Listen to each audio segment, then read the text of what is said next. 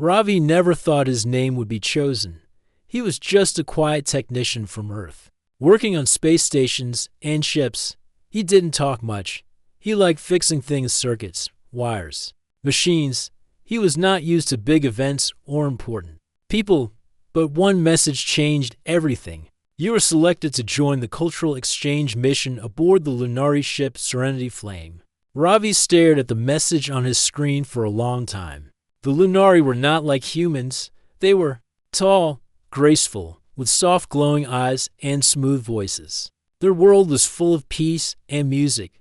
They had technology that worked with light and sound. Earth and Lunari had signed a peaceful alliance recently, and this mission was part of that agreement. Ravi packed his tools and simple clothes. When he arrived on the Serenity Flame, he was surprised by how quiet the ship was. Everything felt calm. The walls were soft silver. The lights changed gently like sunlight through water.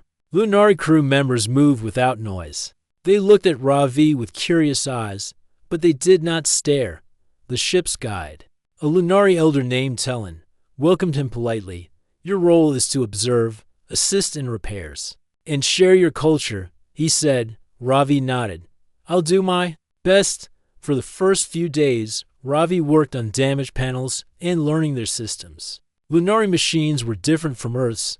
They used light pulses and soft vibrations. It was confusing at first, but Ravi enjoyed the challenge. He spent hours tracing lines and listening to the hum of their engines. One day, while repairing a translator panel near the royal wing, Ravi heard a soft voice behind him. Are you from Earth? He turned quickly. A Lunari girl stood there. She was tall, dressed in flowing silver-blue fabric.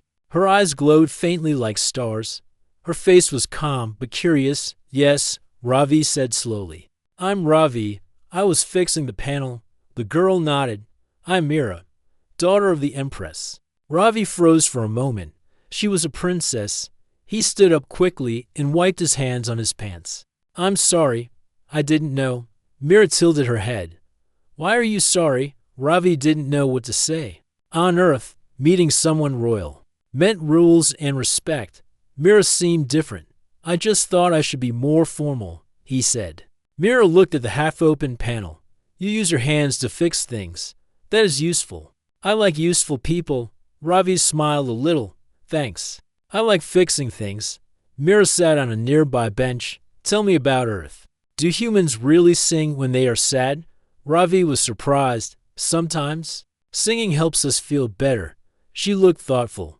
Lunari do not sing when sad. We become silent.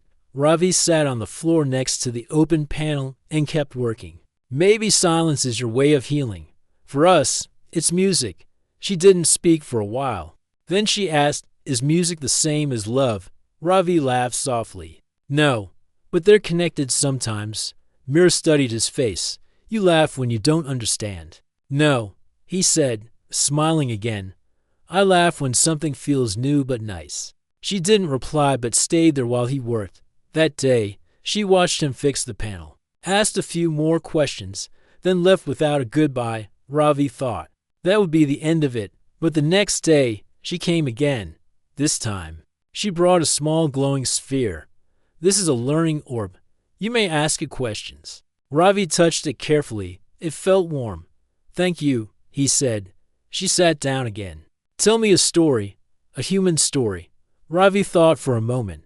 Then he told her a simple story from Earth, a boy who built a kite and learned to fly it. Mira listened with full attention. She asked why the boy wanted to fly. Ravi said, to feel free. That word made Mira pause. Freedom. We speak of it often, but I do not know what it feels like. You've never felt free? Ravi asked. She looked at the ceiling. I follow the path chosen for me. My days are planned. My words must be careful. I have not felt anything different. Ravi looked at her for a moment. Then maybe that's why you ask so many questions. She turned to him. Do you think asking is a way to feel free?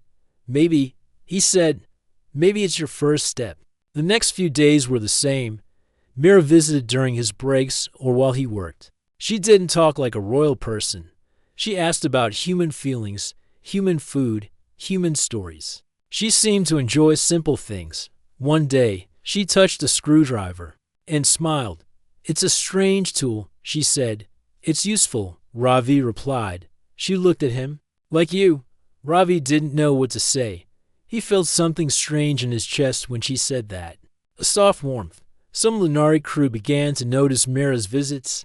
They didn't say anything, but Ravi could feel the eyes. Still, she kept coming. One evening, she brought him to a new part of the ship, a small quiet room filled with floating lights and soft sounds. "This is the room of thought," she said. "It helps clear the mind." Ravi sat on the floor with her. The lights floated around like fireflies. "Do you come here often?" he asked. "Not before, but now I want to share it." They sat in silence for a while.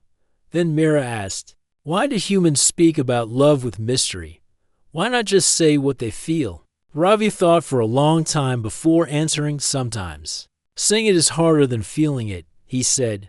"Words can be too small for big feelings." Mira looked at the lights floating above them. "I will try to understand that," she said. In that quiet space, surrounded by soft light, something began to change. It was not loud or fast, just a gentle beginning of something that didn't need to be named yet, but it had started. Every morning, Ravi woke up wondering if she would visit again. Mira, the alien princess, had become a part of his days. At first, it was just small talks while he worked. Then, slowly, her visits became longer. She started asking more questions, and they were not the usual kind. She never asked about machines or politics. She asked about hearts. "What does heartbreak feel like?" she asked one morning while Ravi adjusted a humming light panel in the ship's garden corridor. Ravi looked at her, a little surprised. "It hurts, like something heavy inside your chest." Mira pressed her hand to her chest as if testing his words. "We have no word for heartbreak, only for disconnection." "Disconnection sounds cold," Ravi said. "Heartbreak is warm, painful, but full of meaning." Mira tilted her head. "Is pain a sign of love?" "Sometimes it is," Ravi replied. "Because if something didn't matter, it wouldn't hurt." Mira sat on a nearby bench. She often chose spots near his tools and wires, even though she didn't need to. Ravi didn't mind. Her presence made the work feel different, lighter. Ravi was quiet for a moment, then asked, "Why do you always ask about love?" Mira answered without hesitation. "Because no Lunari has ever explained it. They speak of peace, duty, respect, but not love. Yet when I observe humans, I see something else. A connection that is louder than logic." Ravi thought about her words. "Maybe love isn't something you explain. Maybe it's something you feel." She didn't reply. Her eyes rested on a tree made of crystal leaves nearby. Its branches sparkled under soft light. After a while, she said, "Your way of speaking is strange, but I like how your words make me think." One afternoon, Mira brought him to another room on the ship. It was round, filled with soft seats and hanging glass pieces. They made gentle sounds when the air moved. "This is a place for shared memory," she said. "Lunari bring others here when they want to connect through thought." Ravi looked around. "How do you connect?" Mira lifted a small disc and placed it between them. The disc glowed.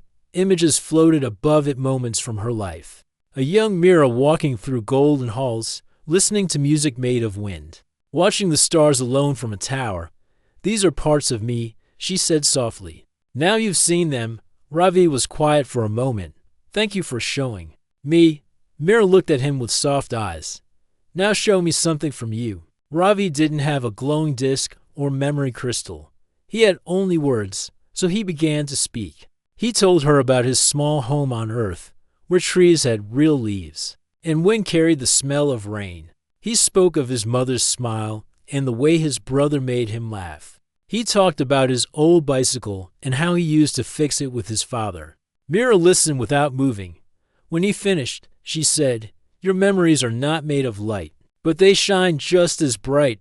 The next day, they sat in a small observation room near the ship's top deck. Stars passed slowly outside the wide window. The universe looked peaceful from there. Mira asked another question. "Why do humans use riddles when they speak of love?" Why not say it directly? Ravi chuckled softly. Because sometimes we are scared. Of what? Of saying too much, of not being understood, of being rejected. Mira looked at him with surprise. So you hide your truth in poems and stories? Yes, Ravi said. We hide it, but we also share it that way. Mira turned back to the stars. Lunari do not hide feelings, but we also do not speak of love. Not like this. Ravi sat beside her. Maybe that's why we're both curious. You've never spoken of love, and I've never seen it from someone like you. They sat in silence, but it wasn't empty. It was the kind of quiet that carried meaning without noise. After some time, Mira took something from her robe. It was a small silver shell, smooth and glowing faintly. This is given only once, she said. To someone whose presence brings clarity.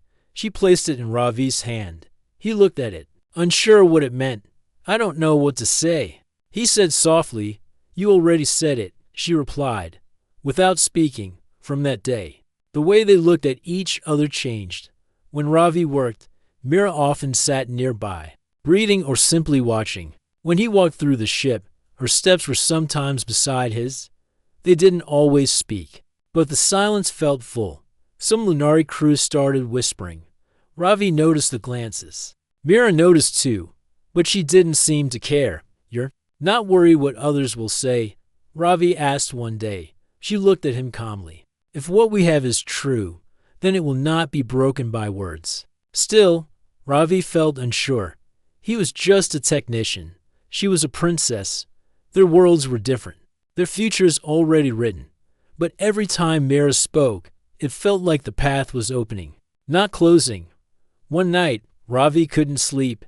He walked quietly to the garden quarter and found Mira there, standing under the silver trees. I was thinking, she said, without turning. I want to understand you more. I want the same. Ravi said. Mira turned to face him. Will you teach me what love means to a human? Ravi nodded slowly. I'll try, but you need patience. I have patience, she said. But I hope your answer is more than words. And in that moment, both of them understood this was not just curiosity anymore. It was something growing, something unnamed, something real. The ship's Serenity flame moved silently through space, but inside, something unusual had begun. Ravi and Mira now spent time together almost every day. Their friendship was no longer a secret, though no one spoke about it directly. Eyes followed them when they walked together. Whispers floated in the halls. But the two of them didn't let it come between them. One day, as the ship entered a quiet star system, Mira called Ravi to a special place she hadn't shown anyone else. This is a place no other human has visited, she said. Ravi followed her through a curved hallway lined with glowing blue vines. At the end was a tall silver door. It opened slowly, revealing a space unlike any other part of the ship. It was a wide garden, quiet and calm, filled with floating plants and soft crystal trees. Gentle lights moved through the air like stars.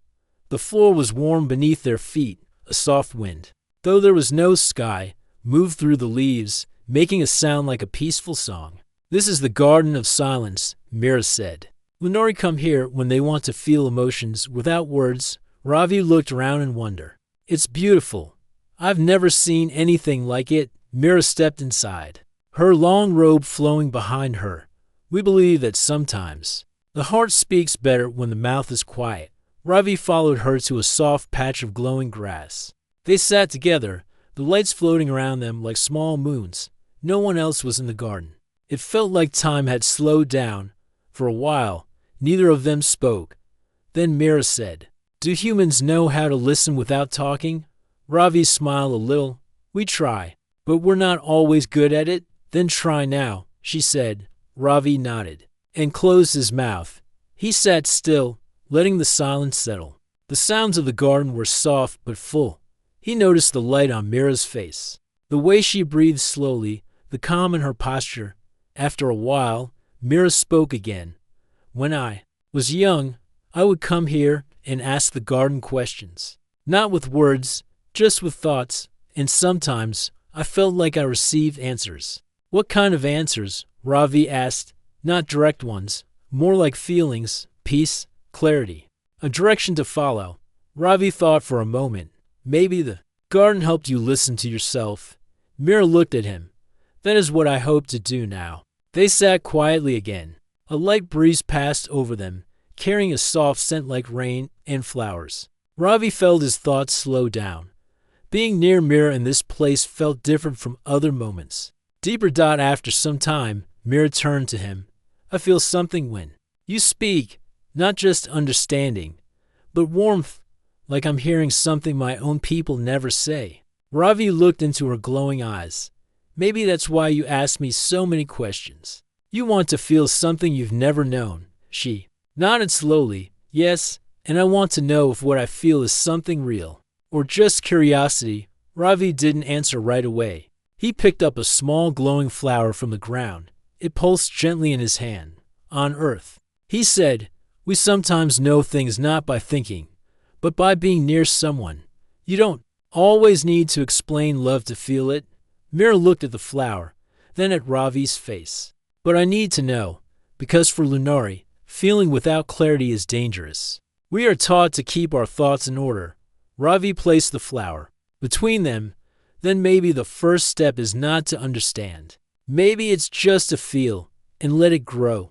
Mira was silent for a while. Then she reached out and touched the flower. Her hand brushed against Ravi's. It was the first time they had touched skin to skin. Ravi's heart beat faster. Mira's eyes met his, and something passed between them, a message without sound, a truth without a name. I do not know what this feeling is, she said quietly, but I know I do not want it to end. Ravi felt the same. The silence round them was no longer empty. It was full of meaning. That night, after they left the garden, Ravi couldn't sleep. He walked back to the room and stood in front of the closed silver door. He didn't enter, but he stood there for a long time. Inside, the garden glowed softly, remembering their presence. The next morning, Mira came to the repair bay, where Ravi was checking power lines. She stood silently until he noticed her. You came early, Ravi said. I did not sleep, she replied. I kept thinking about the silence. Ravi put down his tools.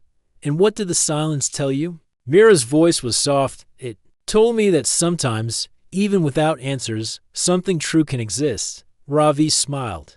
That's a very human thought. Then maybe, Mira said, I'm becoming a little more human. They both laughed quietly. Later that day, Mira invited Ravi to a Lunari tea ritual. It was a quiet event held in a small round room with soft cushions and light music in the background.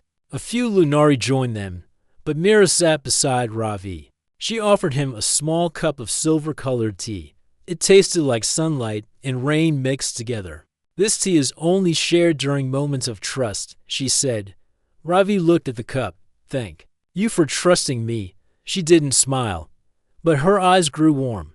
Thank you for not turning away. As the tea ceremony ended, Mira spoke once more. I want to take you to another place, a part of the ship where only royal family members may enter. Ravi looked surprised. Why me? Because I want you to see who I truly am, she said. Ravi nodded. Then I'll go. The story of a human and a Lunari princess had started in small steps, through quiet moments, shared words, and now through silence. Something new was forming. It didn't need a name, yet it just needed time. Ever since the visit to the Garden of Silence, something had changed between Ravi and Mira. They didn't speak about it directly, but their eyes held more meaning. Their silences felt warmer. The connection between them was growing stronger with each passing day, but not everyone on the ship saw it the same way. Ravi had begun to notice the looks when he walked through the halls. Lunari guards paused and stared longer than before. Other crew members whispered softly when Mira joined him during his duties. No one said anything to his face, but the feeling in the air had changed. One evening, Mira arrived later than usual. Her face looked calm, but her eyes were clouded with thought. You're quiet today, Ravi said as they walked near the glowing wall panels. I was called to speak with the council. Mira said. Ravi stopped. Why?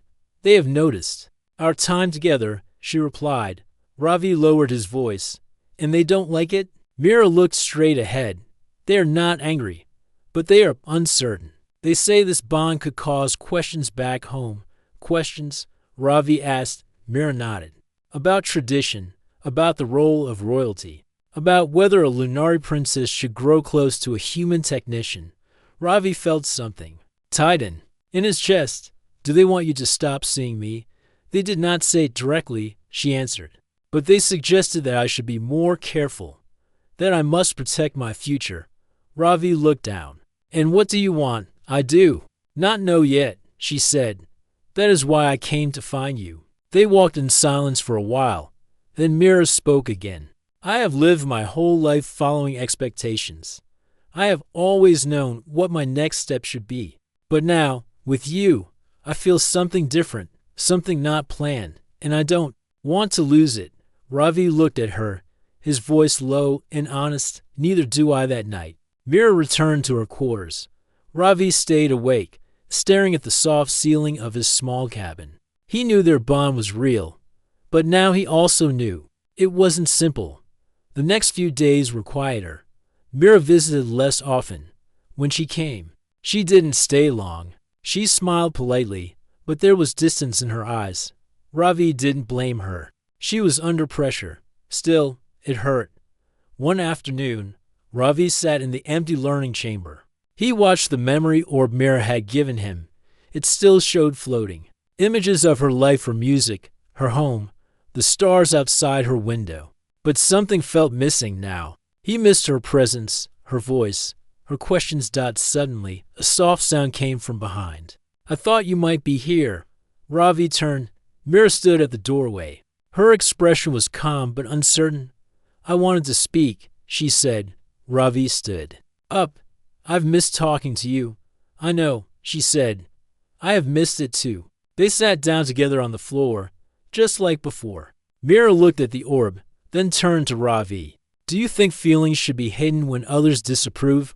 Ravi thought for a moment. Sometimes people hide feelings to protect others, but sometimes hiding them only causes pain. Mira, look down. I do not wish to cause pain. Not to my people, not to you. But I also cannot pretend that I feel nothing. Ravi met her eyes. You don't have to pretend. She reached into her robe and pulled out a small pendant. It was made of smooth glass and shaped like a single leaf. A soft blue light pulsed within. This is a symbol of quiet truth, she said.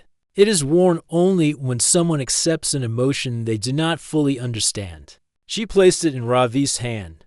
I am not ready to name what I feel, she said. But I know it is true.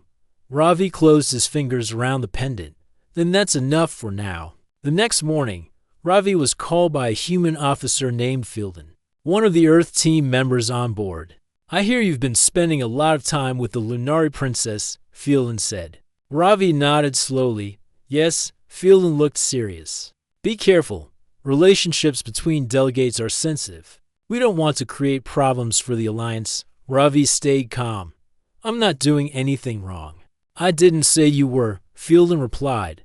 But sometimes feelings create ripples. You may not notice it now, but others do. Ravi left the meeting with a heavy heart. He walked back to the repair room and sat alone. For the first time, he wondered if his presence was hurting Mira's position. That evening, he didn't go to the garden. He didn't answer the gentle call from Mira's room. He stayed in his cabin and stared at the ceiling again. 2 nights passed like this. On the third day, a small note appeared under his door. It was written in soft, flowing Lunari script, but the translator made the message clear. Why does your absence trouble me more than their warnings? Ravi held the note tightly. The words were quiet but full of meaning. He walked quickly to the garden quarter. Mira was already there, standing beneath the glowing trees. Her robe moved gently with the air. You came, she said. I shouldn't have stayed away, he replied. I thought it would make things easier for you. She shook her head. It only made things harder. I was scared I might ruin your future, Ravi admitted. She stepped closer. Then let me decide what I want for my future. Ravi looked at her with calm eyes. And what do you want? Mira took his hand softly. I want truth. I want understanding. I want the quiet connection that grows in places like this." They stood there, hand in hand, the garden lights floating around them like stars. The ship kept moving. The alliance continued. The council still had questions.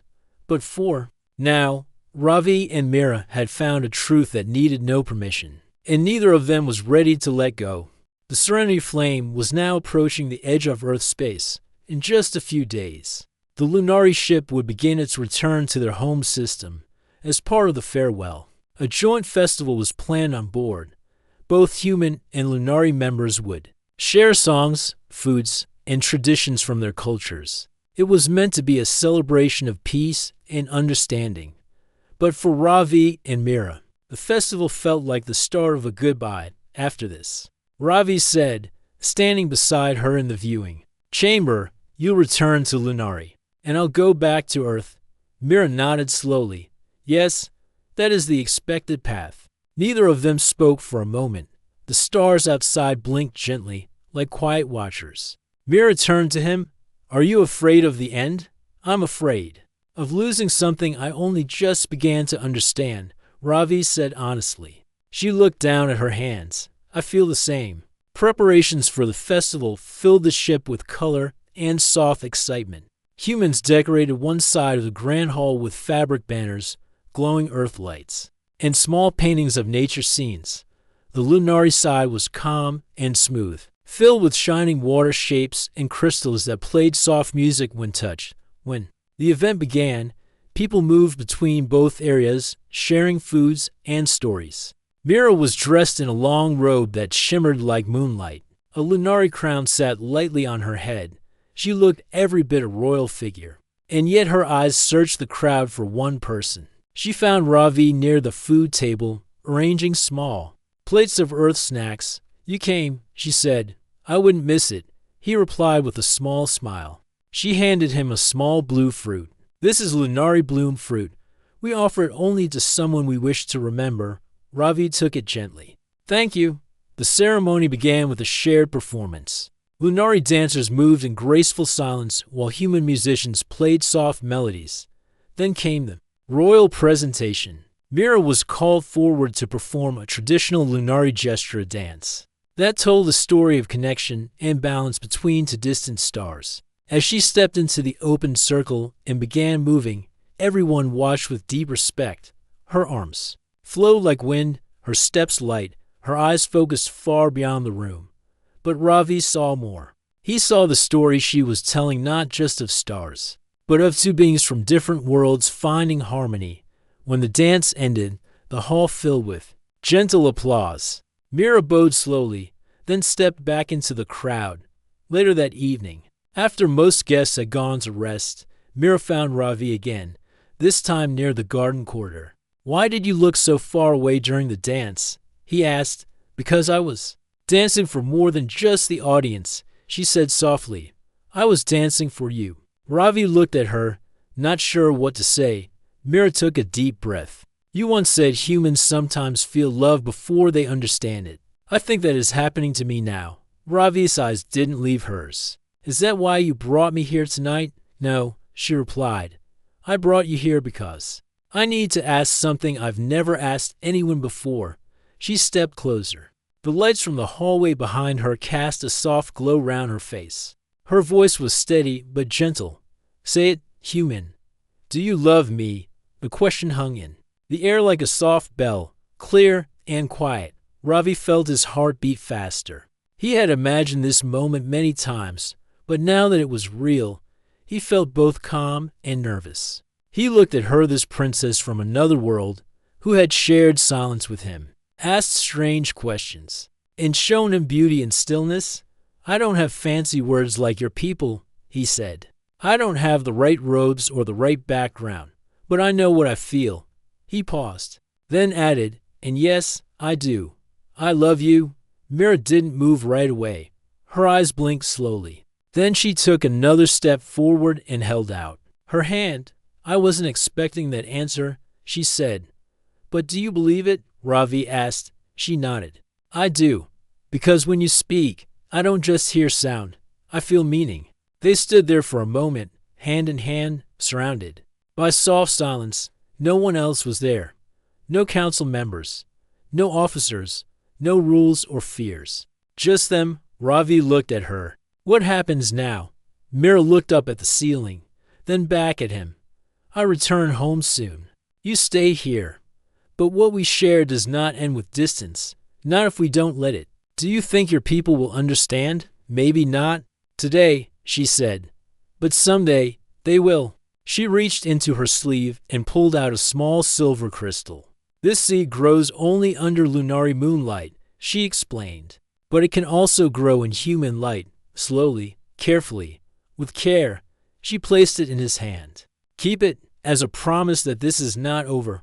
Ravi looked at the seed, then at her. I'll take care of it, he said. They walked side by side back to the main hall, where the soft music still played. No words were spoken, but something had been said between them that didn't need repeating. The next morning, as the Serenity Flame prepared for departure, Mira stood at the docking bay with the other Lunari leaders. Ravi was among the Earth team, waiting to say goodbye. Mira didn't wave. Lunari didn't wave. But her eyes found Ravi's, and they held a quiet message. Not goodbye, just later. The ship left quietly, disappearing into the stars dot in his room on Earth Station. Ravi placed the silver seed beside the pendant and the blue fruit she had given him. He didn't know what the future would bring, but he knew something had begun that day in the garden, a connection born not of duty, but of truth, and he would wait for it to grow. Days passed slowly on Earth Station after the Lunari ship left. Ravi returned to his normal routine, fixing machines, checking power lines, helping with training programs, but something inside him had changed. He had been part of something special, something rare. His mind kept going back to the garden, the silence, the way Mira had looked at him when she asked that question, and his answer, simple, true, yes, I do. Now she was far away, across stars and systems. Back in a world where her life was planned and watched by many, he had no way of knowing when, or if, he would see her again. Still, he kept the crystal seed she had given him. It sat by the small window in his room, where sunlight touched it every morning. He didn't know if it would grow in human light, but he hoped. Just like he hoped she still thought of him too. One morning, Ravi was checking a faulty sensor near the outer deck when a message alert appeared on his wrist console. It wasn't from anyone he knew. The sender name showed strange symbols, but his translator blinked and turned it into one word. Mirai's hands froze for a moment. Then he opened the message.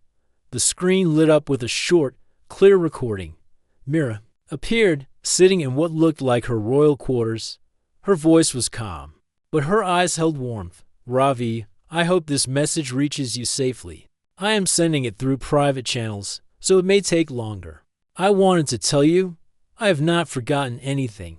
The garden, the silence, the seed, your answer. She paused for a breath. There are many voices around me. Some warn, some advise, and some question what I felt, but none of those voices speak louder than the memory of your words. She smiled gently. I am learning that love does not always ask for permission. It only asks for truth. And your truth has become part of mine. The message ended. Ravi stared at the screen for a long time. He didn't speak. He simply sat there, replaying the message in his mind. Every word, every pause, every look. After that day, messages continued slow, sometimes delayed, but always personal. Mira sent him short clips of Lunari songs, sky views from her balcony, and even one of her holding the same kind of crystal seed he had. Ravi replied with Earth stories, quiet recordings of wind through trees, and even a short video of him playing an old song on a handmade flute. Though they were apart, their connection grew stronger. One evening, Ravi was invited to a small gathering, hosted by Earth's Cultural Exchange Council. It was a quiet event, meant to reflect on the recent mission. People talked about trade, language, learning between species. Ravi stayed near the back, listening but not saying much, until one speaker, a science officer, mentioned the Lunari in a way that made Ravi pause. They are peaceful, yes, but perhaps too quiet. The officer said, they do not speak of love, emotion, or choice the way we do. Maybe we're just too different. Ravi raised his hand. Maybe they don't use the same words, he said, but they feel deeply. I've seen it. You just have to listen differently. The room grew quiet. The officer gave a short nod. Do you speak from experience? Ravi gave a small smile. Yes, I do. After the event, an older woman from the council approached him. You were on the Serenity Flame, weren't you? Yes, Ravi said. And you met the princess? Yes. She looked at him with calm interest. And would you say your experience changed how you see them? Ravi thought for a moment. I used to think understanding came from speaking clearly.